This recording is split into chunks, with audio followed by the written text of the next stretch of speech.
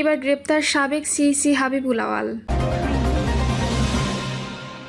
মুক্তিপণ না পেয়ে হত্যার পর পাহাড়ি খালে ভাসিয়ে দিল শিশুর লাশ। জানাবো যুদ্ধ থামাতে ব্যর্থ জাতিসংঘ, ইরান ইসরায়েল সংঘাতে দুভাগ ইউরোপ, এবং সর্বশেষ জানাবো কবর খোঁড়া শেষ, চলছে দাফনের প্রস্তুতি, জানা গেল শিহাব জীবিত।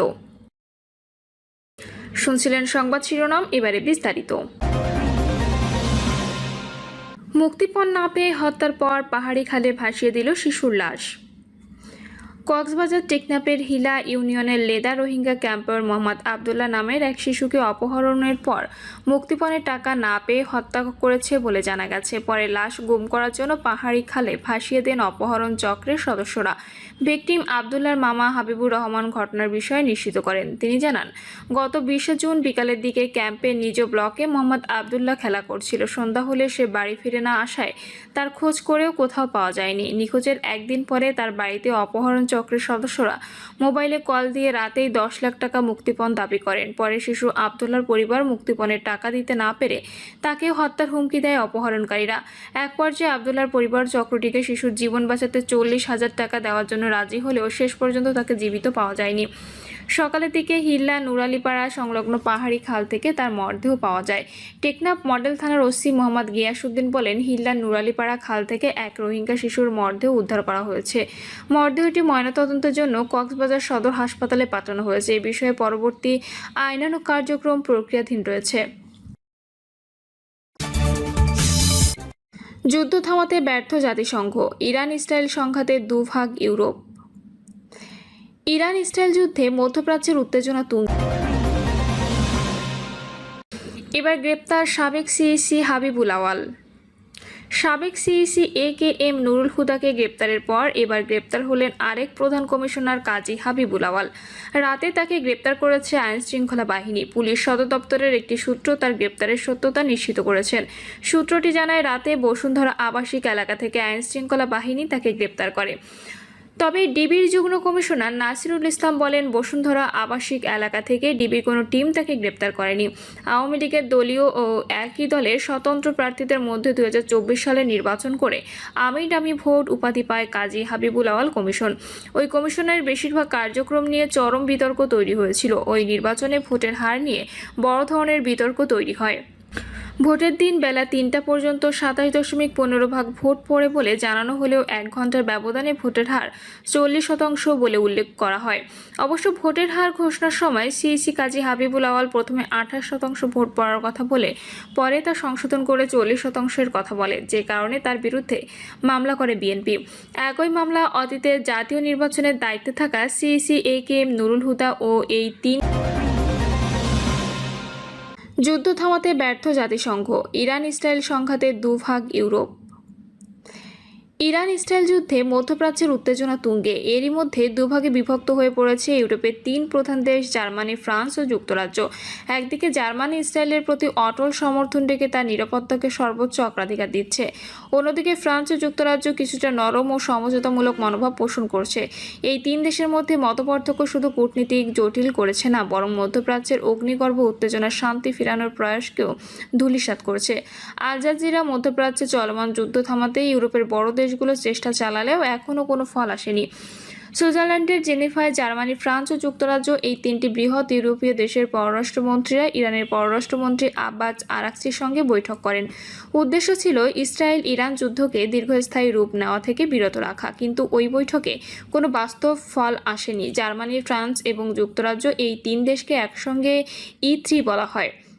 2023 সালের অক্টোবরে গাজা যুদ্ধ শুরুর পর থেকে জার্মানি, যুক্তরাজ্য, ফ্রান্স এই 3টি দেশের মধ্যে ইসরায়েল নিয়ে দৃষ্টিভঙ্গিতে বড় ধরনের পার্থক্য দেখা গেছে। ইসরায়েলের প্রতি E3 এর অবস্থান নিয়ে ভিন্ন হয়ে গেছে। জার্মানি সবসময় ইসরায়েলের সবচেয়ে ঘনিষ্ঠ মিত্র হিসেবে পরিচিত। গাজার সাধারণ মানুষদের উপর ইসরায়েলের নির্বিচার বোমাবর্ষণ নিয়েও কোনো সমালোচনা করেনি দেশটি। ইরান ইসরায়েল যুদ্ধেও জার্মানি তেল আবিবকে সহায়তা করছে বলে জানা গেছে। গত বছর লেবার পার্টির সরকারে আসার পর যুক্তরাজ্য ইসরায়েলের প্রতি কিছুটা কঠোর মনোভাব দেখাতে শুরু করে। এদিকে ইউরোপীয় ইউনিয়নের 4টি সদস্য রাষ্ট্রের মধ্যে অন্যতম হিসেবে ফ্রান্স গত বছরের এপ্রিলের গাজায় যুদ্ধবিরতির আহ্বান জানায়। ইরান বা ইসরায়েলের ওপর E3 দেশগুলোর প্রভাব কতটা? E3 অর্থনৈতিক ও সামরিকভাবে শক্তিশালী হলেও ইরান বা ইসরায়েলের জাতীয় নিরাপত্তা ও যুদ্ধ সংক্রান্ত সিদ্ধান্তে তাদের প্রভাব খুবই সীমিত। এই তিন দেশের সম্মিলিত মোট অর্থনৈতিক উৎপাদন প্রায় $11 ট্রিলিয়ন, যা ইউরোপের অর্থনীতির বড় একটি অংশ জুড়ে রয়েছে। ফ্রান্স ও যুক্তরাজ্যের বিমান বাহিনী, রণতরী এবং বহিঃসেনা অভিযান চালানোর সক্ষমতা রয়েছে, যা তারা বিভিন্ন সময়ে মধ্যপ্রাচ্য ও আফ্রিকার ব্যবহার করছে। এই দুই দেশে পারমাণবিক অস্ত্রধারী শক্তি হিসেবে গুরুত্বপূর্ণ, কিন্তু ইরান বা ইসরায়েল তাদের জাতীয় নিরাপত্তা ইস্যুতে কোনো বাইরের চাপ মেনে নেয় না। যুদ্ধ এবং আত্মরক্ষার প্রশ্নে তারা নিজেদের সিদ্ধান্তেই অটল থাকে। E3 এর কূটনৈতিক ইতিহাস, বিশেষ করে ইরানের সঙ্গে 2015 সালে পারমাণবিক চুক্তি পুনরুজ্জীবিত করতে ব্যর্থ হওয়ার অভিজ্ঞতা থেকে বোঝা যায় যুক্তরাষ্ট্র ছাড়া তারা এককভাবে তেমন কার্যকর কিছু করতে পারে না। আন্তর্জাতিক বিশ্লেষক জর্জ টজোগোপালস বলেছেন, যদি যুক্তরাষ্ট্র ও E3 একসঙ্গে সমন্বিত কূটনীতি চালাতো তাহলে আশা জাগত, কিন্তু ইউরোপের দেশগুলো যদি স্বাধীনভাবে চেষ্টা করে তাহলে তাদের সাফল্য অনিশ্চিত। বিশেষজ্ঞরা বলছেন, নিরাপত্তা পরিষদ এই সংকটের সমাধান দিতে পারবে না, কারণ পরাশক্তিরা বিভক্ত। হয় যুক্তরাষ্ট্র, নয়তো রাশিয়া বা চীন কোনো না কোনো পক্ষ ভেটো দিয়ে তা আটকে দেবে। ইরান ও ইসরায়েলকে কেন্দ্র করে যুক্তরাষ্ট্র ও চীনের অবস্থান দুই বিপরীত মেরুতে। চীন বর্তমানে ইরানের সঙ্গে সবচেয়ে ঘনিষ্ঠ অংশীদার। রাশিয়া সরাসরি যুক্তরাষ্ট্রকে ইরান আক্রমণ না করার আহ্বান জানালেও তারা ইরানের পাশে দাঁড়ানোর মতো অবস্থায় নেই, তাই তারা যুদ্ধ থেকে নিজেকে দূরে রাখছে। কবর খোঁড়া শেষ, চলছে দাফনের প্রস্তুতি, জানা গেল শিহাব জীবিত। কবর খোঁড়া শেষ হলো, দাফনের সব প্রস্তুতিও সম্পন্ন। এমন সময় জানা গেল শিহাবুদ্দিন সাবু মিয়া বেঁচে আছেন। এমন খবরে সিলেটের সীমান্তবর্তী উপজেলা জকিগঞ্জ জুড়ে আলোড়ন সৃষ্টি হয়েছে। এ ঘটনায় হতবাক এলাকাবাসী। সকালে উপজেলার সুলতানপুর ইউনিয়নের ব্রাহ্মণগ্রাম এলাকায় এ ঘটনা ঘটে। জানা গেছে, জকিগঞ্জ উপজেলা স্বাস্থ্য কমপ্লেক্সে চিকিৎসাধীন অবস্থায় এক অজ্ঞাত ব্যক্তির মৃত্যু হয়। ফেসবুক পোস্ট দেখে স্থানীয় বাবুরবাজার এলাকার বাবুল আহমদ লাশটি তার মানসিক ভারসাম্যহীন বড় ভাই শিহাবুদ্দিন সাবু মিয়ার ভেবে হাসপাতালে যান এবং লাশ শনাক্ত করে বাড়িতে নিয়ে আসেন। এরপর যথারীতি দাফনের প্রস্তুতি শুরু হয়, কবরও খোঁড়া হয়। তবে শেষ মুহূর্তে এক আত্মীয় জানায় সাবু মিয়া জীবিত এবং স্থানীয় গঙ্গাজল বাজারে অবস্থান করছেন। খবরটি শুনে দাফনের আয়োজন থেমে যায়। বাবুল আহমদ এরপর লাশটি ফেরত দেওয়ার ইচ্ছা প্রকাশ করেন। তবে স্থানীয় যুবক জামায়াত নেতা মিজানুর রহমানের অনুরোধে শেষ পর্যন্ত অজ্ঞাতনামা ব্যক্তির লাশ ধর্মীয় রীতি অনুযায়ী দাফন করা হয়। এ বিষয়ে মিজানুর রহমান জানান, 2 দিন আগে পৌরসভার শেওলা রাস্তার মুখে পা ভাঙা অবস্থায় ওই ব্যক্তিকে পাওয়া যায়। আমরা মানবিক কারণে তাকে হাসপাতালে ভর্তি করি, পরে তিনি মারা যান। বাবুল আহমদ ও তার স্বজনরা এসে মরদেহ তাদের আত্মীয় দাবি করে নিয়ে যান। পরে জানানো হয় এটি ভুল পরিচয় ছিল। ওসি সাহেবের সঙ্গে পরামর্শ করে আমরা লাশ দাফন করি।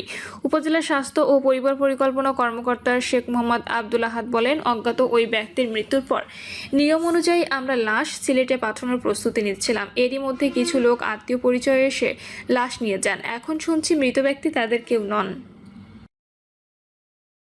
প্রিয় দর্শক, এই ছিল এখনকার সর্বশেষ সংবাদ। আপডেট সব সংবাদ পেতে চ্যানেলটি সাবস্ক্রাইব করে বেল আইকনটি ক্লিক করে রাখুন।